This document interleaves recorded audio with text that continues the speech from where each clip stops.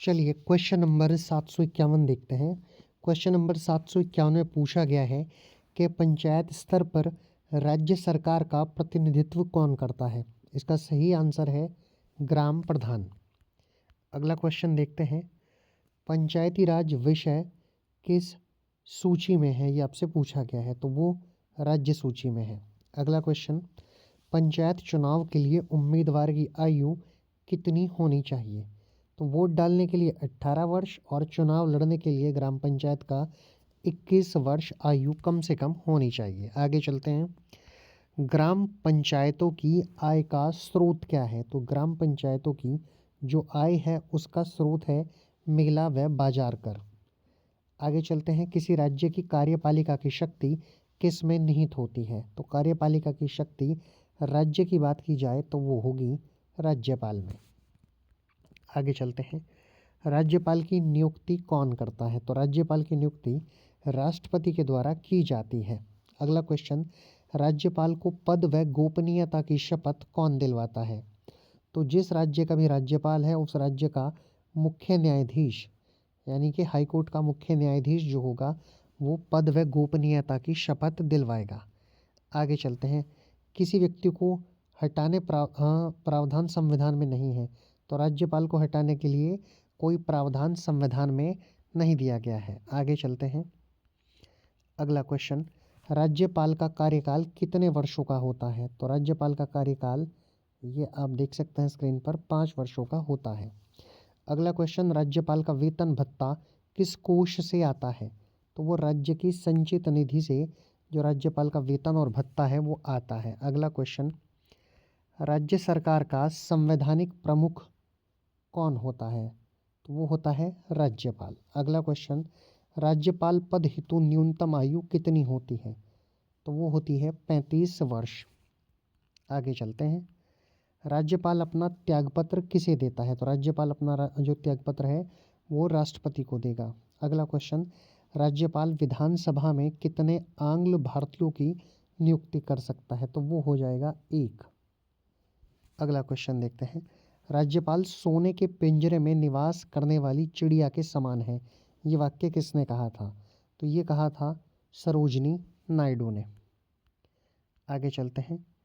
किसकी अनुमति के बिना किसी राज्य की विधानसभा में कोई धन विधेयक पास नहीं हो सकता, तो राज्यपाल की अनुमति के बिना किसी भी राज्य की विधानसभा में कोई धन विधेयक पास नहीं हो सकता है। अगला क्वेश्चन, राज्य सरकार को कौन भंग कर सकता है, तो राज्य सभा जो है उसको राज्यपाल की सिफारिश पर राष्ट्रपति भंग करता है। अगला क्वेश्चन, भारत के किस उच्च न्यायालय में न्यायाधीशों की संख्या सबसे कम है, तो वो है सिक्किम उच्च न्यायालय। आगे चलते हैं। भारत के किस न्यायालय में न्यायाधीशों की संख्या सबसे अधिक है, तो वो है इलाहाबाद उच्च न्यायालय। आगे चलते हैं। उच्च न्यायालय के क्षेत्राधिकार को हटाने या बढ़ाने का अधिकार किसको है, तो वो है भारतीय संसद को। आगे चलते हैं। उच्च न्यायालय के न्यायाधीशों की नियुक्ति कौन करता है, तो उच्च न्यायालय के जो न्यायाधीश हैं उनकी नियुक्ति राष्ट्रपति करते हैं। स्क्रीन थोड़ा हिल रहा है, आप यहाँ देखेंगे राष्ट्रपति। अगला क्वेश्चन, उच्च न्यायालय के न्यायाधीशों की सेवानिवृत्ति आयु कितनी होती है, तो उनकी सेवानिवृत्त आयु होती है 62 वर्ष। अगला क्वेश्चन देखते हैं। किसी भी उच्च न्यायालय में प्रथम महिला मुख्य न्यायाधीश कौन थी, तो वो थी लीला सेठ। अगला क्वेश्चन देखते हैं। भारतीय संविधान के किस अनुच्छेद के अनुसार प्रत्येक राज्य का एक उच्च न्यायालय होगा, ये कहा गया है अनुच्छेद 214 में। अगला क्वेश्चन देखते हैं।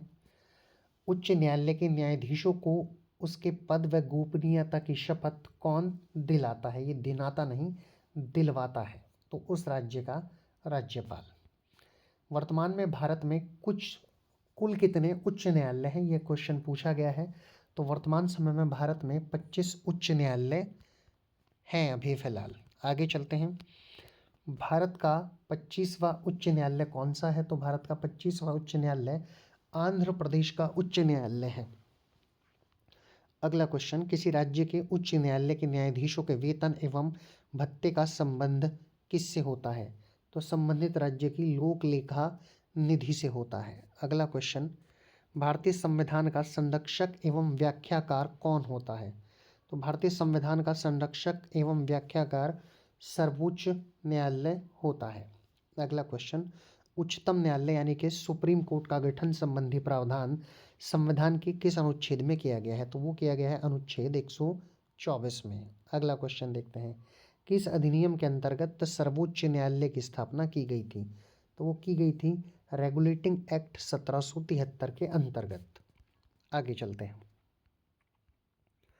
अगला क्वेश्चन, संविधान में मूल रूप से सर्वोच्च न्यायालय में एक मुख्य न्यायाधीश सहित कितने न्यायाधीशों की व्यवस्था की गई थी? तो वो की गई थी 8।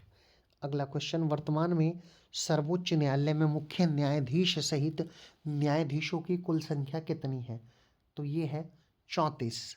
अगला क्वेश्चन देखते हैं, उच्च न्यायालय में न्यायाधीशों की संख्या में वृद्धि करने का अधिकार किसको है?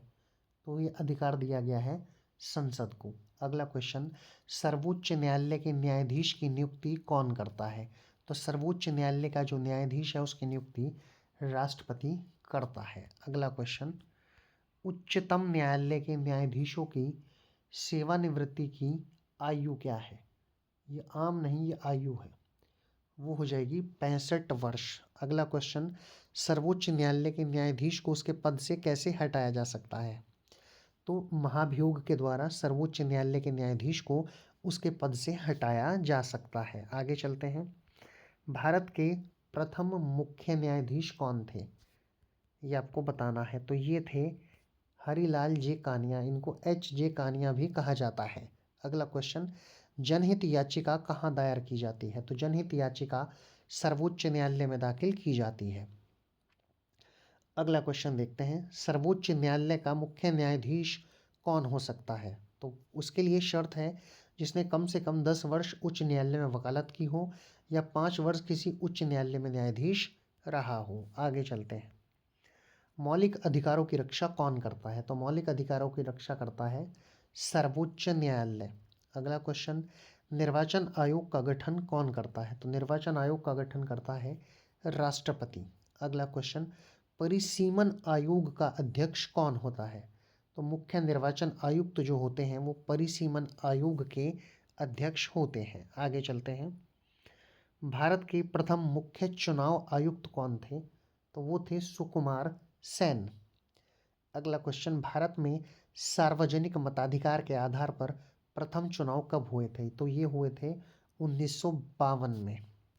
आगे चलते हैं, भारत में पहली बार महिलाओं को मताधिकार कब प्राप्त हुआ? इम्पोर्टेंट क्वेश्चन है, आप याद रखेंगे। तो भारत में मताधिकार प्राप्त हुआ 1980 में। अगला क्वेश्चन, निर्वाचन आयुक्त को पदच्युत यानी डिसमिस करने का अधिकार किसको है? तो ये अधिकार दिया गया है राष्ट्रपति को। अगला क्वेश्चन देखते हैं, लोकसभा या विधानसभा में किसी चुनावी प्रत्याशी की जमानत राशि कब जब्त कर ली जाती है? तो ये जब्त होती है जब कम से कम 1/10 भाग मतदान वो वोट प्राप्त नहीं करता है, तो उसकी जो जमानत धनराशि है उसको जब्त कर लिया जाता है। अगला क्वेश्चन, मुख्य निर्वाचन आयुक्त की सेवानिवृत्ति आयु कितनी होती है? तो मुख्य निर्वाचन आयुक्त की जो सेवानिवृत्त की आयु है वो 6 वर्ष या 65 वर्ष जो भी पहले हो वो होती है। यदि 6 वर्ष कार्यकाल को पूरा करता है तो पूरा हो जाएगा, यदि उसकी आयु बीच में 65 वर्ष हो जाती है तो उसको रिटायर कर दिया जाएगा। अगला क्वेश्चन, लोकसभा का अध्यक्ष का चुनाव जो है वो कौन करता है? तो जो लोकसभा के सदस्य हैं उन्हीं सदस्यों में से लोकसभा का अध्यक्ष चुना जाता है, ये आप याद रखेंगे।